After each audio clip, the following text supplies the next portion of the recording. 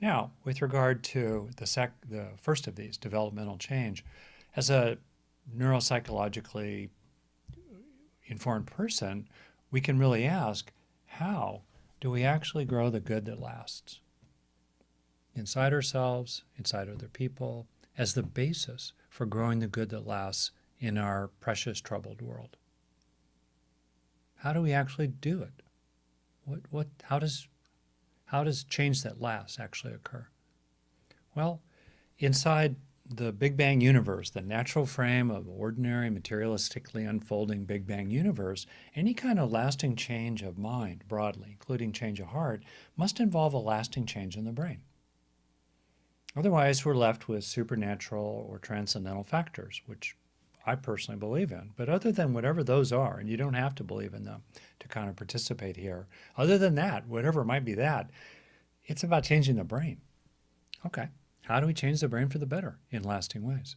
It's really fairly straightforward to have beneficial, useful experiences, moments of compassion, moments of mindfulness, moments of self-worth, moments of commitment to sobriety, whatever those might be. Experiences are easy. We can usually find them unless we're incredibly depressed or just overwhelmed with physical or emotional pain in the moment.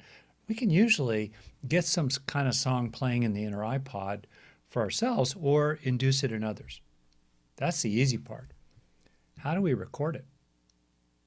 How do we turn it into lasting change, grounded in lasting changes of neural structure and function? That's the second necessary step of any kind of lasting change for the better.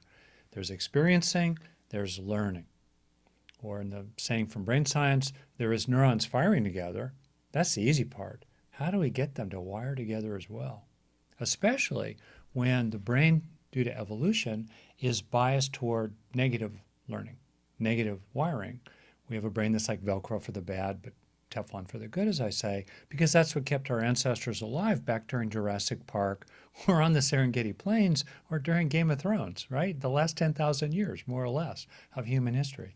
So how do we actually do that?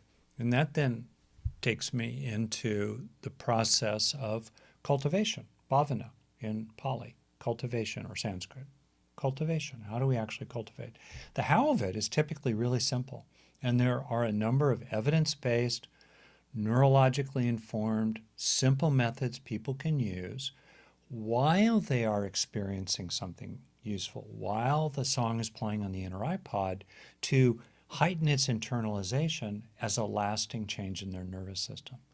Things like stay with the experience for a breath or longer, rather than quickly changing the channel or letting somebody else change your channel for you. Stay with it, not out of clinging to it, out of craving or attachment, out of reifying it, but out of a wisdom that receives the good into yourself, that lets you stay with it, that moment of being determined or feeling strong or knowing what it's like to stand in your power without having hatred in your heart. What's that feel like?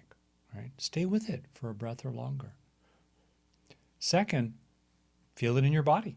That's another major factor of neuroplastic change. Plastic just means changeable. Neuroplastic means changing your nervous system. Feel it in the body. Oh, what's it feel like in the body to be more patient with my teenager? Your time will come, Sean. Trust me. What's it feel like in your body to feel cared about? You can recognize the fact that they care about you. They appreciate you in some real way.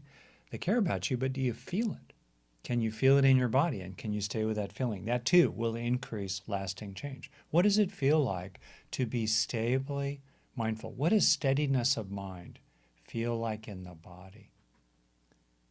What's it feel like in the body to be present with impermanence and okay with it, even as everything keeps, in a way, dissolving beneath your feet while being endlessly renewed? What's that feel like in the body? Notice we can use these methods, whether it's for learning things like how to use chopsticks better, which I did when I was in Japan with our son for 3 weeks one time some years ago, or subtleties of the growing edge of our own process of awakening. Or a third major factor of lasting neuroplastic change: focus on what's rewarding about it. what is enjoyable or meaningful. Because as we heighten, technically put, the reward value of an experience, that increases activity of two neurotransmitter systems, neurochemical systems, dopamine and norepinephrine. And as dopamine and norepinephrine activity increase, so does the registration of the experience that we're having at the time into the nervous system. And what is also increased is protection over the hours and days to come of lasting consolidation, it is the term, in the nervous system, being aware of what is rewarding about it. There are 5 other factors as well that I list in my books and stuff. And actually, I'm going to give you a link right now to a paper we published recently called Learning to Learn from Positive Experiences, that it reviews the neurological basis for these various methods, and then also presents the results of a study, a training. The results of a training, now the positive neuroplasticity training, both immediately following the training and then 2 months later, including compared to a waitlist controlled group, and we got good results, But anyway, you can see where that stuff is.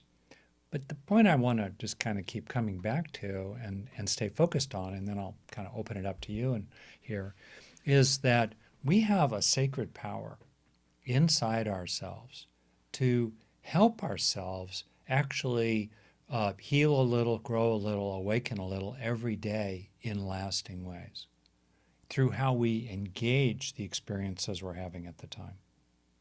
And that way of being involves being an active agent in our own transformation, learning, broadly stated.